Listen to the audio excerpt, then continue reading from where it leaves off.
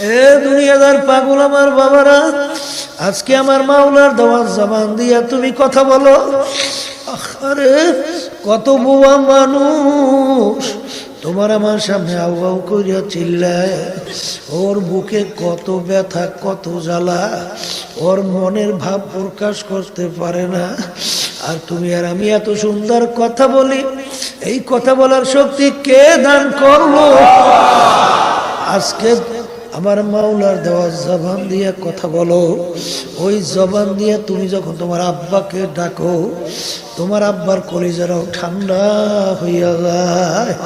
মাকে যখন মা কইয়া ডাকে, মার কলিজাটাও ঠান্ডা হইয়া যায়। বন্ধুকে বন্ধু কইয়া ডাকে, বন্ধুর কলিজারাও ঠান্ডা হইয়া যায়। নেতাকে নেতা কইয়া ডাকে, নেতার কলিজারাও ঠান্ডা হইয়া যায়। আমার মাওলা ডাক দিয়ে বলো, ওরে নেমুখ হারাম, যেই জবান দিয়া তোর বাপকে ডাকলি, মাকে ডাকলি, তোর নেতাকে ডাকলি, তোর বন্ধুকে ডাকলি, ওই জবান তো দিছিলাম আমি মাওলা। ওই জবান দিয়া যদি তুই একবার আমাকে আল্লাহ কইয়া ডাক দিতি, আমার কুদরতি কলিজাটাও ঠান্ডা হইয়া যাইতো।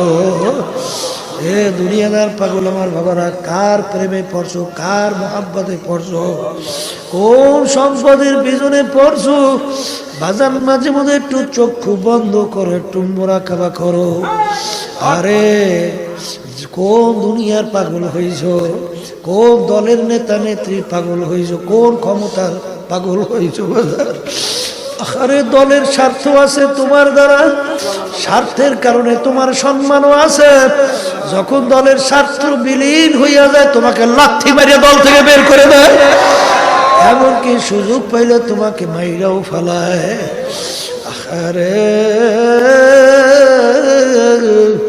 আমার মাওলা কত দয়ার মাওলা, আমার মালিক কত মায়ার মালিক। মাঝে মধ্যে একটু চিন্তা করো, মোরাকাবা করো, তারপর কবরে যাও।